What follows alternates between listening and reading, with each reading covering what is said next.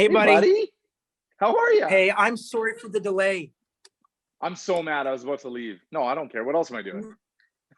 Hey, you know what? It's well, I mean, you're a pro in the business and one of everybody's favorites. And I had a really good conversation with this new girl, and just a great conversation and a great visit. And we're like 12 minutes into our time slot.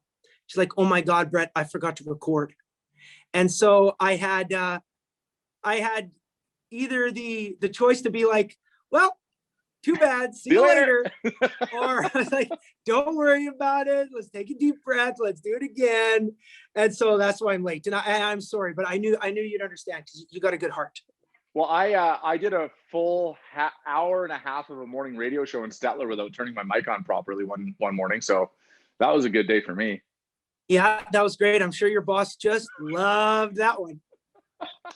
And the worst part is nobody noticed for an hour and a half. It would just go silent instead of me talking when I stopped the music. So it'd be silent for like a minute and a half for a full hour and a half from 6 to 7:30.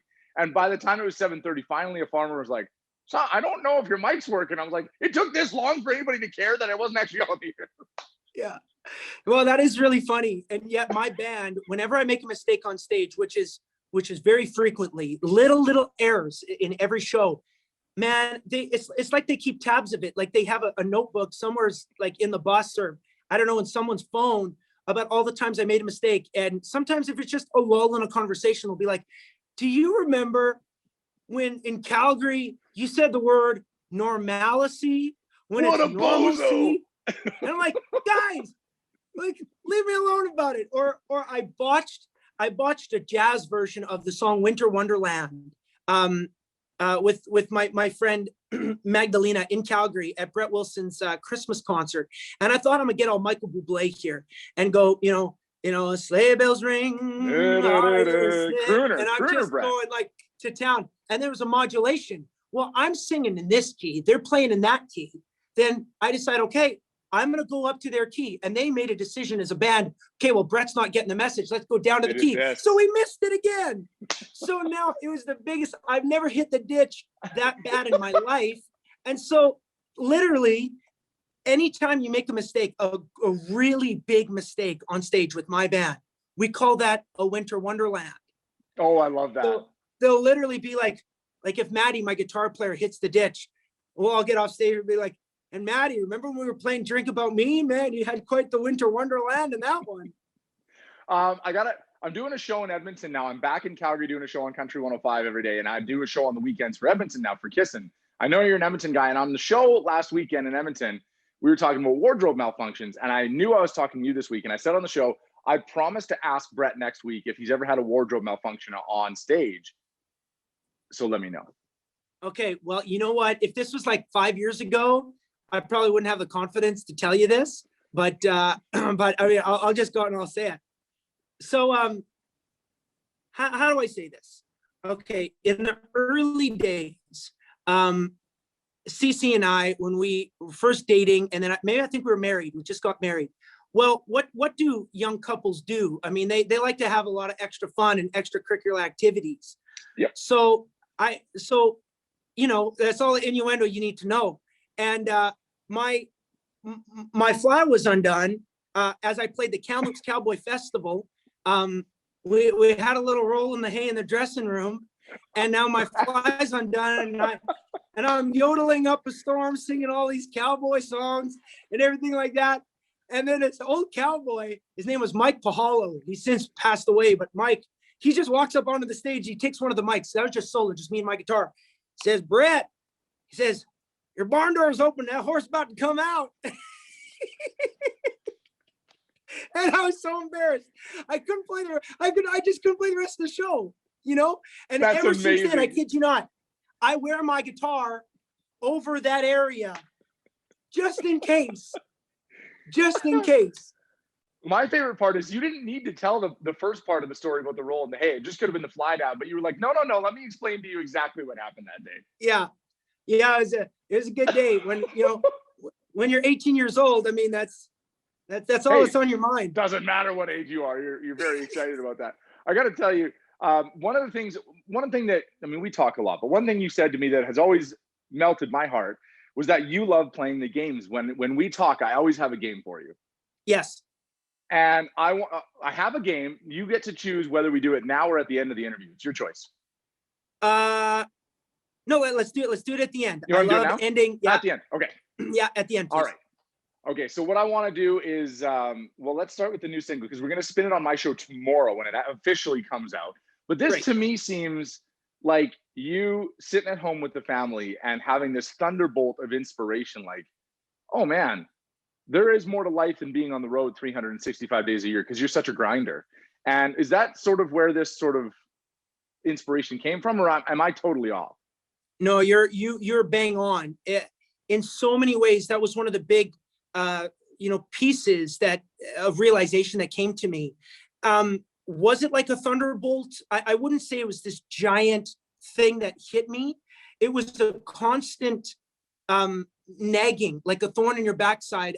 I missed the road so much. I missed traveling so much. And I had to really dig down deep and try to find out who I really am. When you take away a guitar and you take away a microphone, or more importantly, to a guy like me, when you take away the stage from underneath my cowboy boots, what good am I? What good do I bring the world? I've never not performed. You've known me for a long time, as you and I were both rising up through the ranks of radio and of country music, and I've only ever known performing. So when that's taken away from you, then what do I offer this world? So the soul searching that I did, and the writing that I did, the journaling that I did, going into the stillness, going into the quiet, sometimes just turning off my phone like I did over the last month and trying to figure these things out. It's actually the answer to the question that I may never find, but at least I'm happy knowing that I can do more things and maybe, provide a few more gifts to this world than just going out and entertaining. You and I are both sports fanatics, and this reminds me of when athletes retire, they go through this same sort of who am I thing because all they've ever known is being an athlete, a high level athlete. And then when you take that away, they say to themselves, who am I and what am I? Were there points during this last year when CC had to kind of take you away and say, hey, you're not just performing, Brett. We need you. You're here with us. You're amazing dad, Brett. You're amazing husband, Brett. Was she there as sort of your rock during those times where you're like, God, I don't know what to do because I missed the stage? Well, not only was she my rock during those times, but she's still my rock today. In text messages that I may get, she'll be my rock tomorrow. I love her so much because I truly was able to lean on her, because this has been so hard for so many of us. And I just got to tell you that for me, if I didn't have her, I don't know if I might have been able to get out of the blue state that I was. I feel very, very, confident. I'm going to be, in particular, I don't want to use the word depressed. I'm going to save that word for, true depression. Mental health is a very, very important topic today and should be for the rest of our lives. However, all that being said, what I wanted to do was get out of this blue state that I was in. And the only person who could help me out was Cecilia. And I'm really grateful for her. And every day I'm grateful for her. I think that's so smart. I think the one thing that we've all really come to the realization with over this last year being sort of stuck at home and the world changes is we have to deal with our mental health head on. I started grief counseling in December. I lost my dad suddenly last year, and I finally started grief counseling, and I didn't realize just how much I had to say until I started something like that. And I would think your version of that is not only talking to Cece, but just writing your thoughts down in terms of not just writing them down, but then it becomes a whole puzzle as to the music and the craft that you do.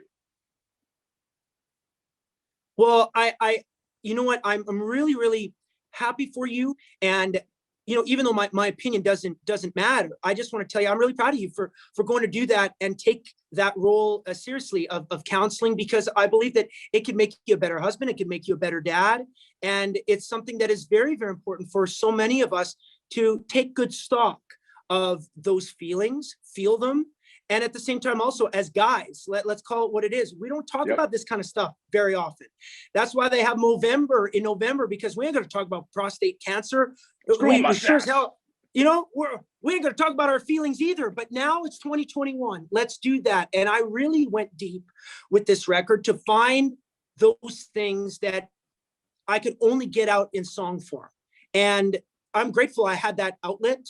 And even though there are many elements that are deep on this record, I still have some central themes that still feel good to all of us. Guys like you and me who love country music, everybody who loves Barn 49, and everybody who loves going out to shows and listening to great songs, we've got a lot of that too, because I'm actually more intentional about writing or selecting those songs, because the parties that we had, I didn't realize how good I had it as a teenager in my early 20s when I didn't have a care in the world. So I'm writing about that because, oh my God, they were fun.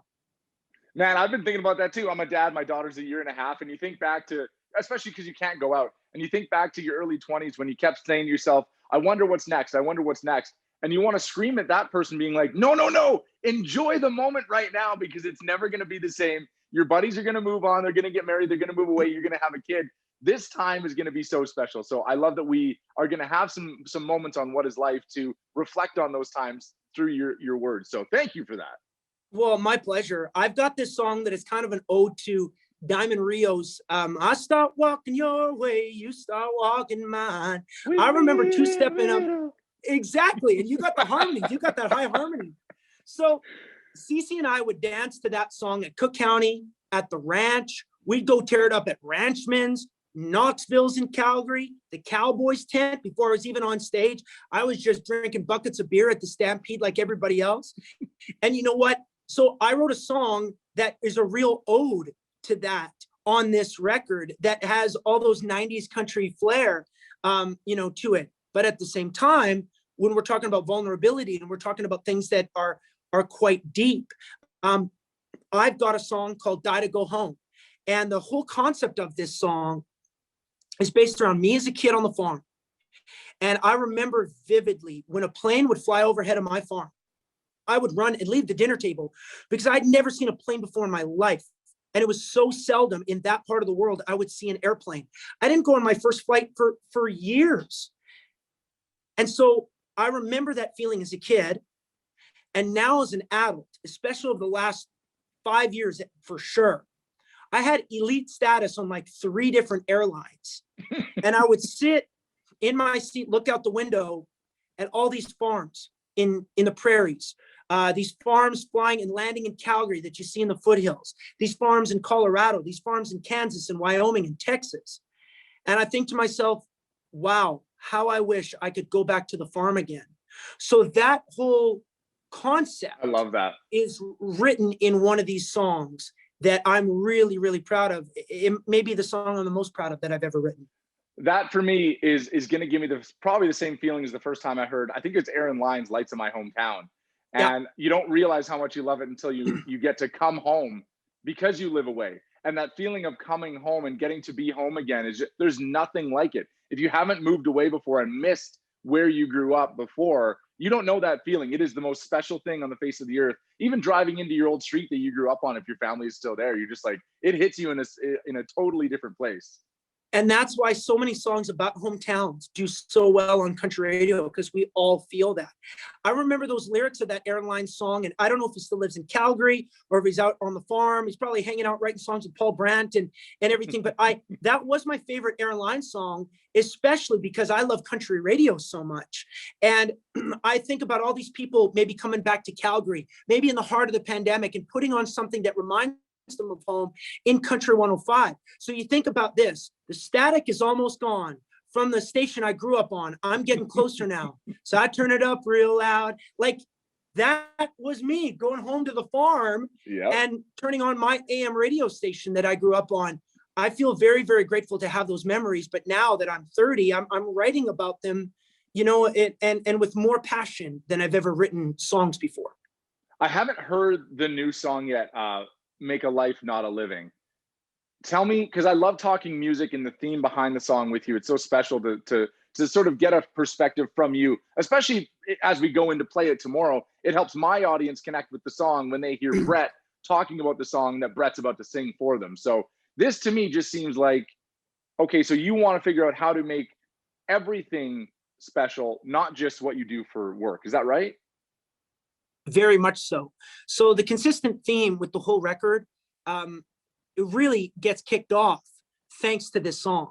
I love this track with all my heart. If you go line by line when you do listen to it, and everybody who listens to these lyrics, I believe everybody's going to say, yeah, I agree. Oh, absolutely. 100%. Oh, that's right.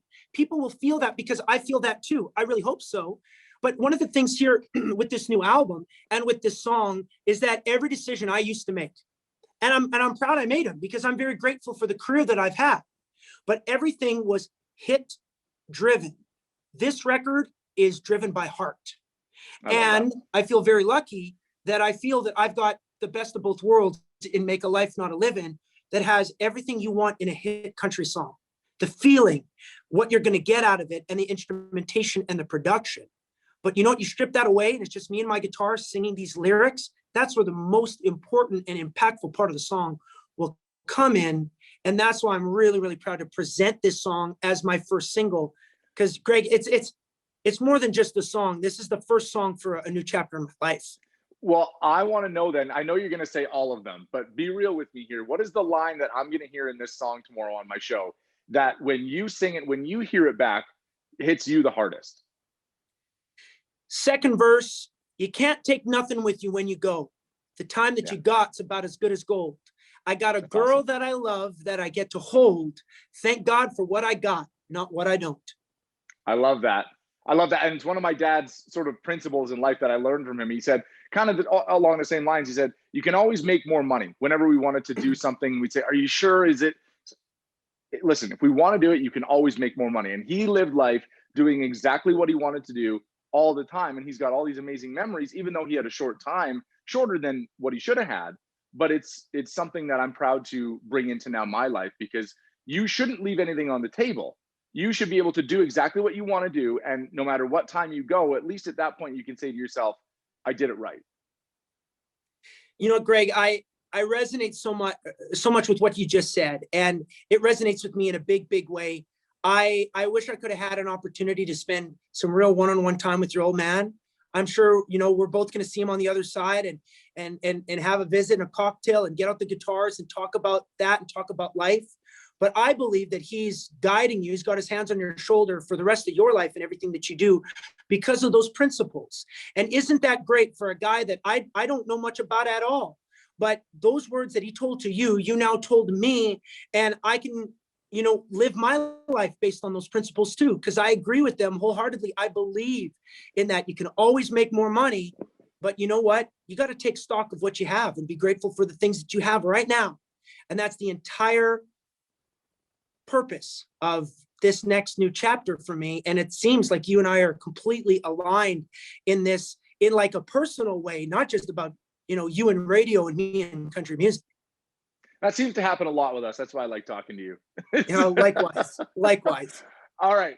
Let's get to the, I got the quiz coming up, but I do have to ask you something. We do something on our show every day called the one call debate.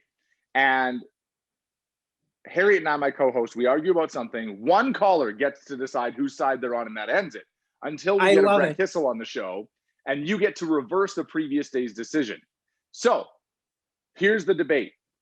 You got 3 kids. Would you rather sleep in or have a nap during the day? Oh, great question. For me, I'd rather have a nap during the day. Yes. See, we're aligned again. Yeah. Because I don't want to miss out mornings with my kids. You know, mornings is the best time. The cuddles, the stillness, the quiet before the chaos. But I like to nap. When the chaos gets too much for me, just say, hey, Cease, I'm going to go up and take a nap for an hour. You deal with this. Oh, and by the way, Leo needs a diaper change. And the girls got Sharpie. They colored their hair. But they have scissors, but I think they're fine. Yeah. See you later. Yeah, I don't know 100%. how you get quiet time with your kids. My daughter is up and screaming as soon as she's up, running around the house like a bat out of hell. And then it's nap time, so we nap together. But we're doing something during March, which is going to lead us to the game to end the interview, because I just appreciate your time so much. We're doing something called the GOAT TV show, the greatest of all time TV show. 32 shows made the final bracket. We get listeners to vote on Instagram every single day. What in your mind is the greatest of all time TV show? You know what? I believe that that there's going to be three that are going to rank at the top. And it's very difficult to say what's going to be the best of these three. Okay. It's either going to be The Simpsons because of longevity and everything it stands for. And everybody now for 33 years have watched The Simpsons. Or it's going to be The Office because of Michael Scott, Jim and Pam, and the dry sense of humor. Or it's going to be Friends. I think those are the three that are going to be at the very, very top. Don't get me wrong. What's your pick? Well, I gotta pick one. Then I'd say The Office. I would say The Office would be my favorite. But I mean, we're going to have a lot of people are going to be talking about Game of Thrones. A lot of people are going to be. Hold it. Does Hockey Night in Canada qualify as a TV show? It doesn't. No, it's not on there. It's not on there. Okay, gotcha. Yeah, I think I would vote for The Office. Don't get me wrong. Yellowstone, I love, but it doesn't quite have the longevity. Like if you ask me in 10 years from now, I would say that could be one of the top 5, top 10 shows of all time. But I think The Office, Friends, or The Simpsons is going to be at the top, but I vote The Office. I'm halfway through season 2 of the Yellowstone, and I messaged a friend of mine up in Edmonton today saying, can you teach me how to ride a horse? Because I want to be a rancher now. And so I might just change careers here. Here's the reality is that I'll tell you where you went wrong. You texted somebody in Edmonton, dude, you're in Calgary. Just look out your window. You can see a rancher to the left or to the right, you know? Hey, Bill. Yeah, exactly. I mean, just Right. look at that story of me at the cowboy poetry gathering. There are cowboys left and right with handlebar mustaches and walking all bow-legged, wearing chaps and spurs. Like, I mean, if you want to learn how to cowboy, you just go to Okotoks or go to Sundre or High River or Turner Valley. You'll be in good shape. I do like Turner Valley. I golf in Turner Valley. It's fantastic. Okay, so here's the game. I'm going to read you sort of character names from a show. You have to identify which show. These are all shows that made our final 32 bracket, okay? Okay. We'll start off easy. Homer, Marge. Oh, The Simpsons. Show number 2, Walter, Jesse, Skyler, Hank, Gus, Saul, Walter Jr. All right. I don't know. Well, it must be an old show if they got a character named Walter. If I say Heisenberg, does that help? You know what? I was that kid who was on the farm chasing cows. If I got to watch TV, it was for 30 minutes, and it was usually Not a kid show. It's not a kid show. It's Family not an old Matters. show. Huh? You don't I don't it? know. No. Oh, Walter Breaking White. Bad. Breaking There it Bad. is. Walter White. Yes. All right, show number 3. So easy. I made this too easy for it. Let's do this one. Blanche, Dorothy, Sophia, and Rose. Oh, Golden Girls. Boom. Moira, Johnny, David, and Alexis. David. Schitt's Creek. Ew, David. You, David. Michael, Jim, Pam, Oscar, Dwight, The Office. Jerry, Elaine, Kramer, and George. Seinfeld. Joey, Ross, Monica, Chandler, Phoebe, Monica. I'm just joking. I know it. It's Friends. I was like, he's staring at me like he doesn't know this thing. That's Yeah. it. That's all I got for you. You nailed that quiz. I feel bad about Walter White. I mean, I should have known that. I'd never watched Breaking Bad, but I should have known that one. But no, I've never watched it. Not yet. So here's what's going to happen. When we can travel again and you come to Calgary for a visit, we're not going to do the radio station. We're not going to do it. We're going to sit in my media room and we're going to watch season 1 of Breaking Bad during your radio visit. 100%. I'll bring the vodka. I know a guy who owns a company now. Well, okay, I guess we can do a little bit of vodka if we can also do a little bit of Wisers. Yeah, 100%. I'm in. Because I'm a I'll bring vodka both. water guy, but I also like a little whiskey. So I like to start with vodka water and end my night with whiskey. Nice. Well, that's perfect. I'll bring them both, and we're gonna have as soon as we're allowed to have a social gathering. Oh my God, I'm the most social guy who loves gatherings, and you took away social gatherings. Tell us the best way to enjoy your vodka. You know what? It's really smooth. Have a little sip of it on its own. Deuce vodka on its own is super, super smooth. Make it with a martini is fantastic, but then Deuce Neon. Now that is something. If you want to make a Cosmo, if you got a bunch of people over and you got girls' nights, or you want to have a lineup of shooters and stuff like that, I mean, hey, at 22%, you can't go wrong. It's a really, really good drink. I love it, buddy. I appreciate all the time I get with you. It's so much fun to chat about literally everything under the sun. So all the best in the new record coming out. Can't wait to spin the new track tomorrow. And I do hope we can actually see each other face to face soon, buddy. Yeah, very, very soon. I hope so too. Okay, take care, Greg. Thanks for everything, eh? See you, bud. Thanks for your time. See you, buddy.